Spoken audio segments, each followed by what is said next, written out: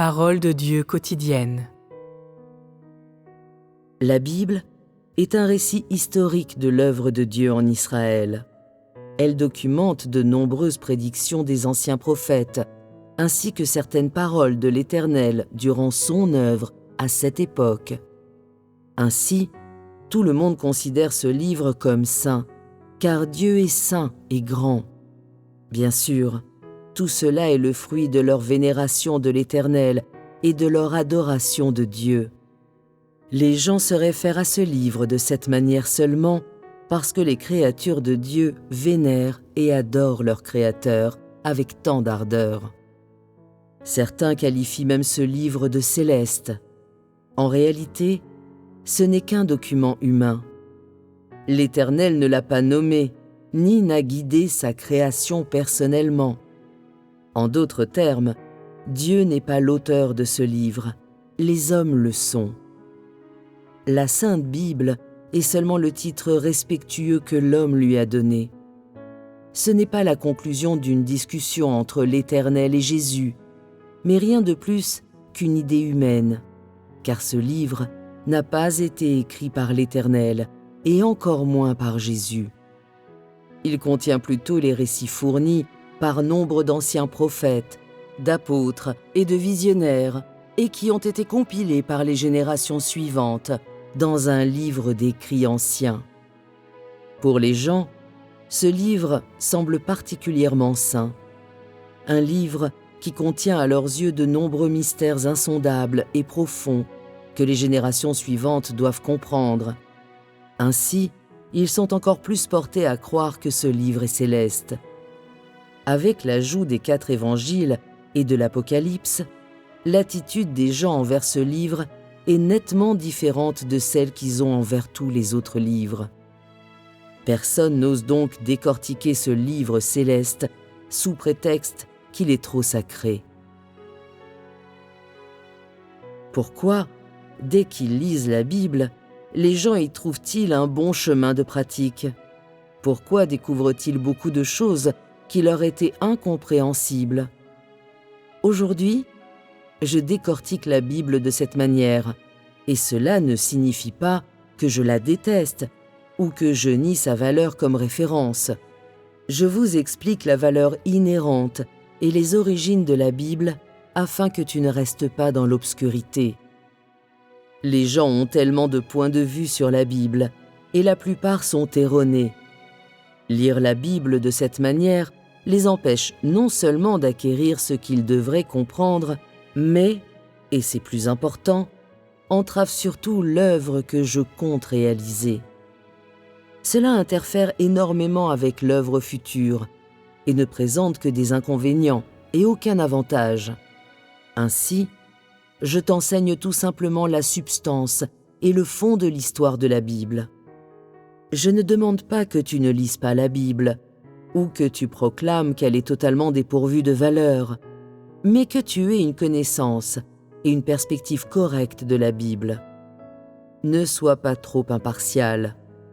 Bien que la Bible soit un livre historique écrit par des hommes, elle documente également bon nombre de principes par lesquels les saints et les prophètes anciens servaient Dieu, ainsi que les expériences récentes des apôtres qui le servaient et qui ont vraiment vu et connu tout cela.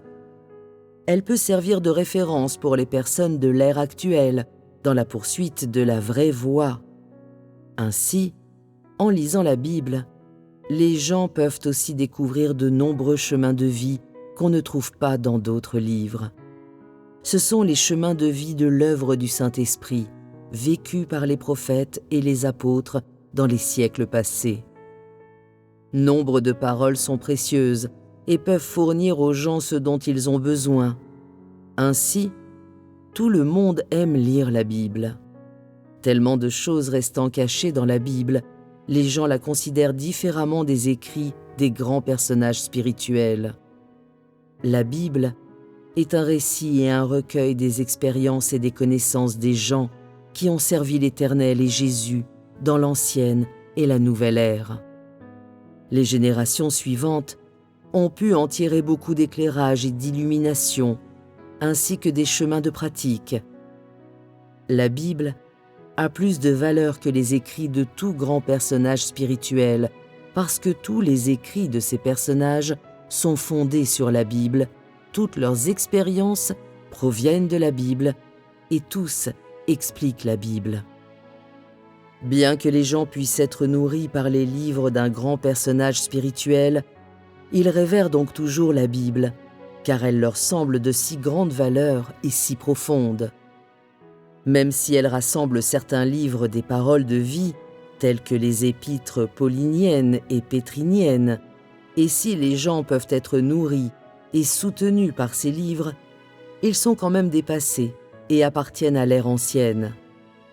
Peu importe la valeur de ces livres, ils ne conviennent qu'à une certaine période et ne sont pas éternels. L'œuvre de Dieu est en progression constante.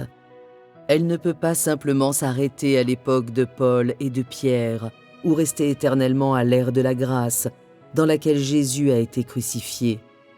Ainsi, ces livres ne conviennent qu'à l'ère de la grâce, non à l'ère du règne des derniers jours. Ils ne peuvent servir qu'aux croyants de l'ère de la grâce, non au sein de l'ère du règne. Peu importe leur valeur, ils sont dépassés. Il en est de même avec l'œuvre de création de l'Éternel ou avec son œuvre en Israël. Peu importe la grandeur de cette œuvre, elle deviendrait tout de même dépassée et le temps de sa fin viendrait. L'œuvre de Dieu est aussi la même. Elle est grande, mais viendra un moment où elle se terminera, ne pouvant rester toujours au sein de la création ni de la crucifixion. Peu importe que l'œuvre de la crucifixion ait été si convaincante, peu importe qu'elle ait été efficace dans la défaite de Satan.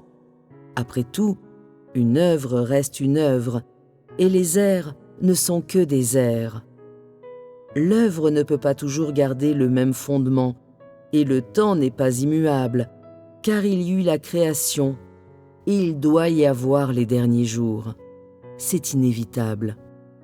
Ainsi, aujourd'hui, les paroles de vie dans le Nouveau Testament, les épîtres des apôtres et les 4 évangiles, sont devenus des livres historiques, des documents dépassés. Comment ces documents dépassés pourraient-ils conduire les gens à la nouvelle ère? Peu importe qu'ils puissent donner la vie aux gens ou les mener à la croix, ne restent-ils pas dépassés? Ne sont-ils pas dénués de valeur?